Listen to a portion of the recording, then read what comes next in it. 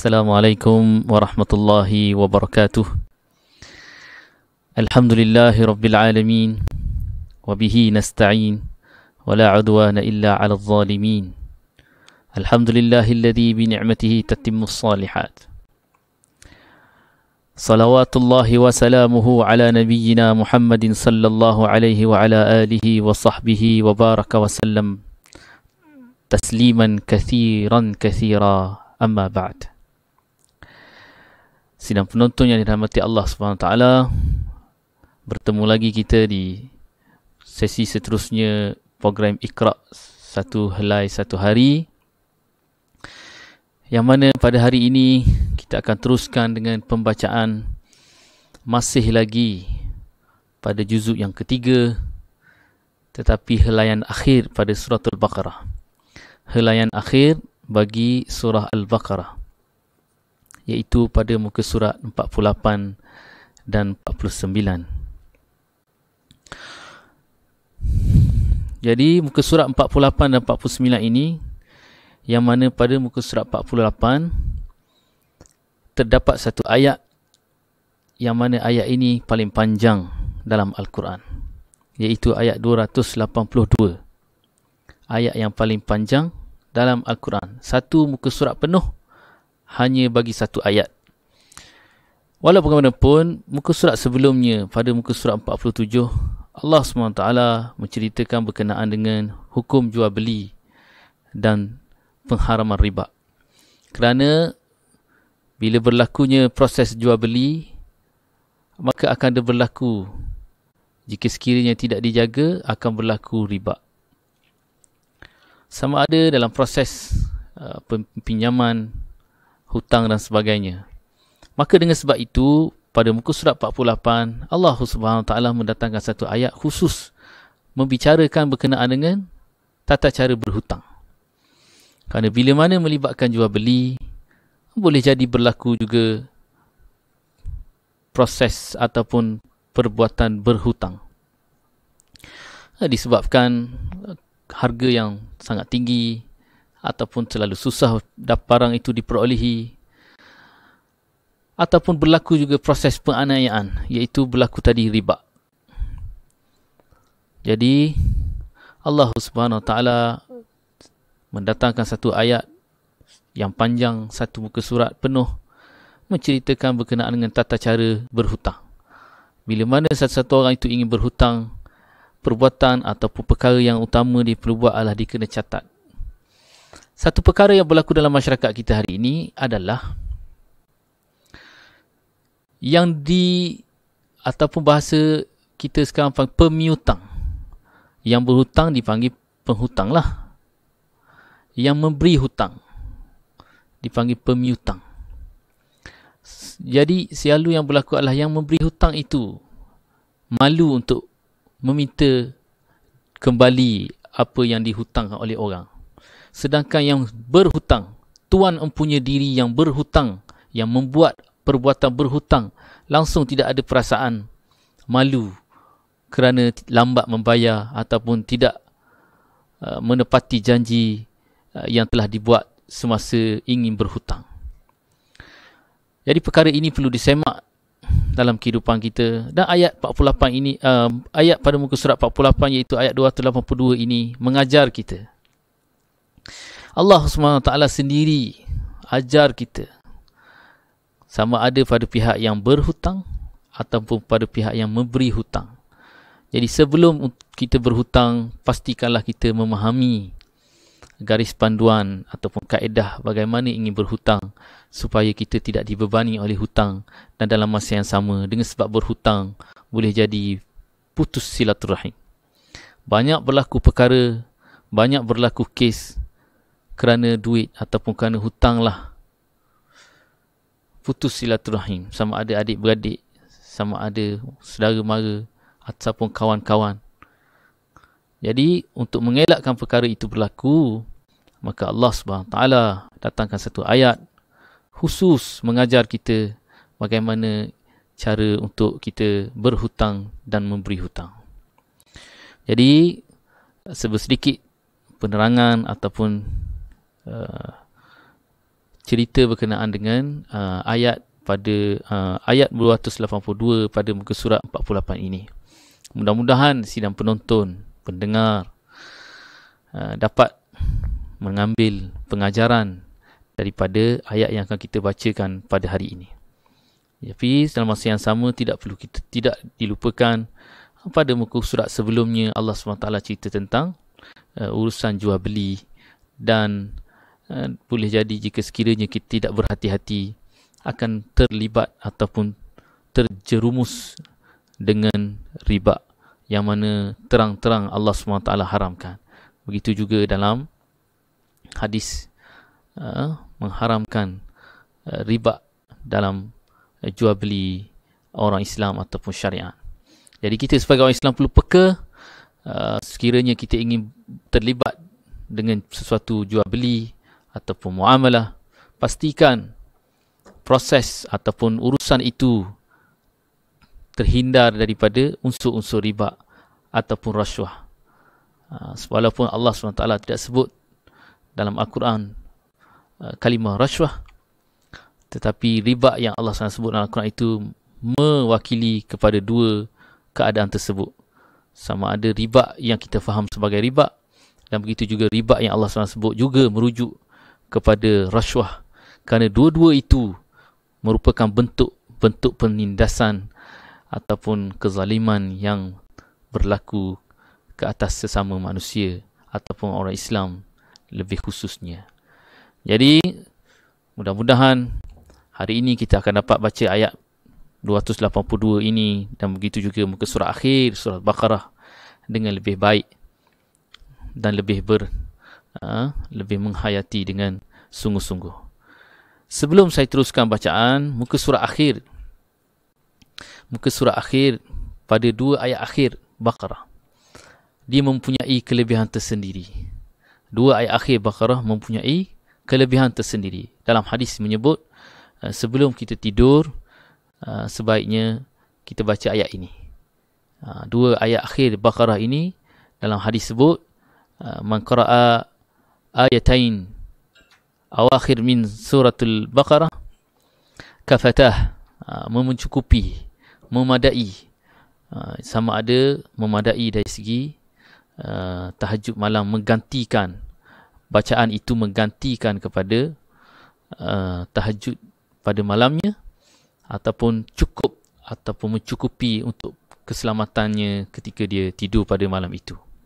Jadi dua ayat akhir Baqarah ini perlu kita ambil perhatian supaya kita tidak terlepas daripada kelebihan yang disediakan melalui sunnah Nabi sallallahu alaihi wasallam ataupun daripada hadis Nabi sallallahu alaihi wasallam yang menyebut bahawa bacalah kamu dua ayat akhir Baqarah sebelum kamu tidur. Jadi kita sama-sama bacakan pada muka surat 48 ayat 282. Al-Fatihah. A'udzu billahi minasy syaithanir rajim. Bismillahirrahmanirrahim. Alhamdulillahi rabbil alamin. Ar-Rahmanir Rahim. Maliki yaumiddin. Iyyaka na'budu wa iyyaka nasta'in. اهدنا الصراط المستقيم صراط الذين أنعمت عليهم غير المغضوب عليهم ولا الضالين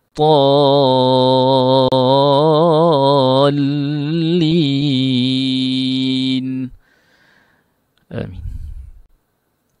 أعوذ بالله من الشيطان الرجيم. يا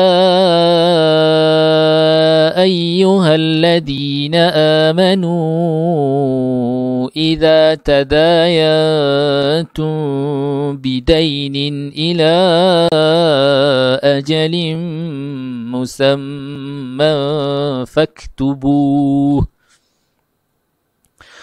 وليكتب بينكم كاتب بالعدل ولا يأب كاتب أن يكتب كما علمه الله فليكتب وليملل الذي عليه الحق وليتق الله ربه ولا يبخس منه شيئا فإن كان الذي عليه الحق سفيها أو ضعيفا أو لا يستطيع أن يمل هو فليملل وليه بالعدل واستشهدوا شهيدين من رجالكم فإن لم يكونا رجلين فرجل وامرأتان ممن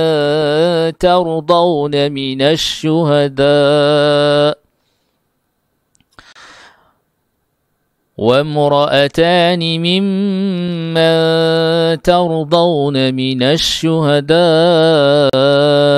أن تضل إحداهما فتذكر إحداهما الأخرى ولا يأبى الشهداء إذا ما دعوا ولا تسأموا أن تكتبوه صغيرا أو كبيرا إلى أجله ذلكم أقسط عند الله وأقوم للشهادة وأدنى ألا ترتابوا إلا أن تكون تجارة حاضرة تديرونها بينكم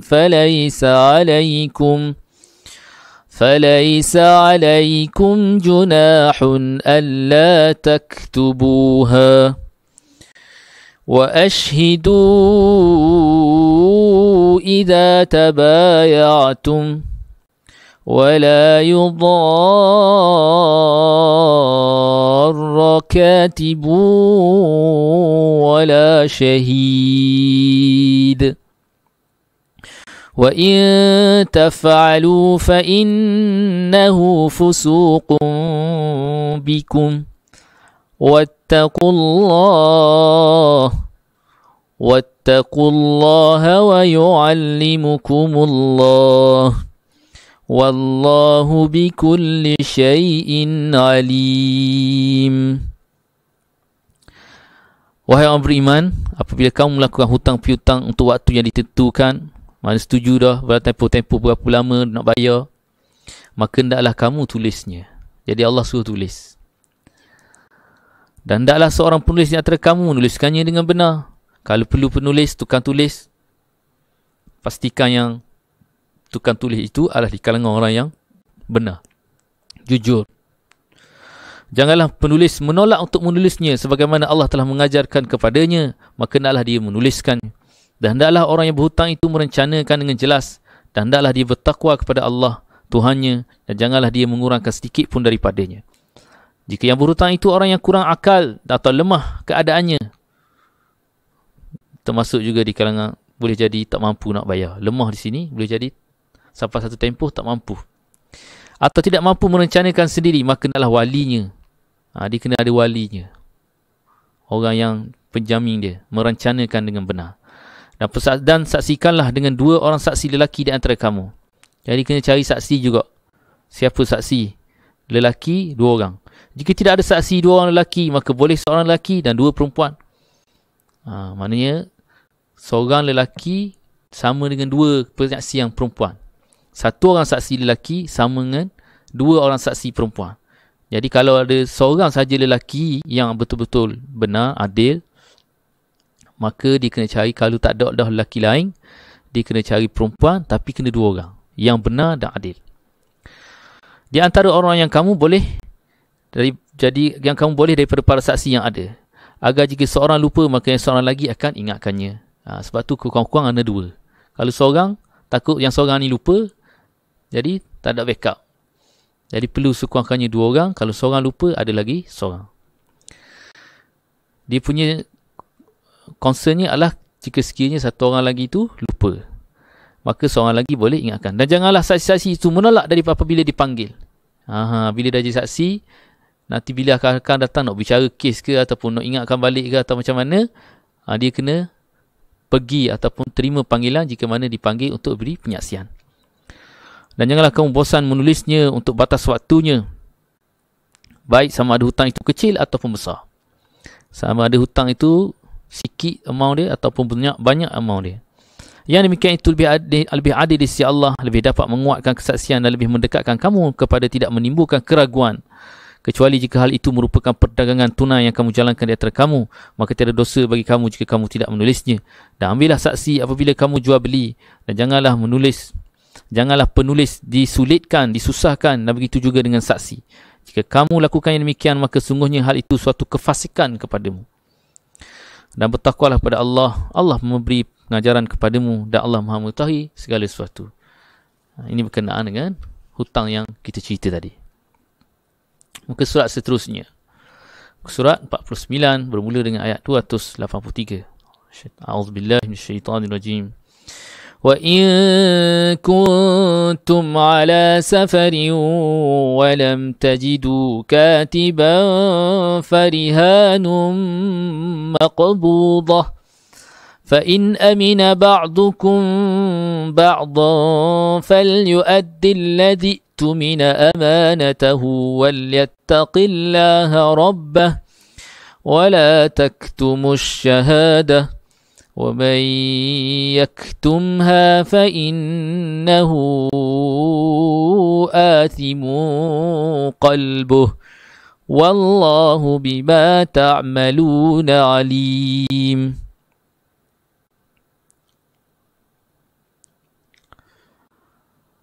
لِلَّهِ مَا فِي السَّمَاوَاتِ وَمَا فِي الْأَرْضِ وَإِن تُبْدُوا مَا فِي أَنفُسِكُمْ أَوْ تُخْفُوهُ يُحَاسِبْكُم بِهِ اللَّهُ فَيَغْفِرُ لِمَن يَشَاءُ وَيُعَذِّبُ مَن يَشَاءُ وَاللَّهُ عَلَى كُلِّ شَيْءٍ قَدِيرٌ. Ayat 283 tadi masih lagi ada sikit bahagian berkenaan dengan berhutang tadi. Jika kita tengok terjemahannya, dan jika kamu musafir dan kamu tidak mendapatkan seorang penulis sebab tengah musafir tak ada penulis, maka hendaklah ada barang jaminan yang dipegang. Dia gunakan kaedah ada barang jaminan. Tetapi jika sebahagian daripada kamu percayai sebahagian yang lain, hendaklah yang boleh dipercayai itu menunaikan amanahnya. Tapi kalau tak mahu buat juga, atas dasar percaya, sama percaya, jadi yang dipercayai, hendaklah yang boleh dipercayai itu menunaikan amanahnya, iaitu hutang yang berlaku itu, hutang yang dibuat itu. Sebab atas dasar percaya ni, maka janganlah yang dipercayai itu ambil kesempatan. Balaslah kepercayaan dengan menunaikan hutang pada tempoh-tempoh yang telah dipersetujui. Dan hendaklah bertakwa kepada Allah. Jadi orang yang bertakwa, dia akan tunaikan. Kalau dia tak dapat tunaikan, dia lambat-lambatkan, dia engkar, maka dia dikhawatiri sifat takwa pada dirinya.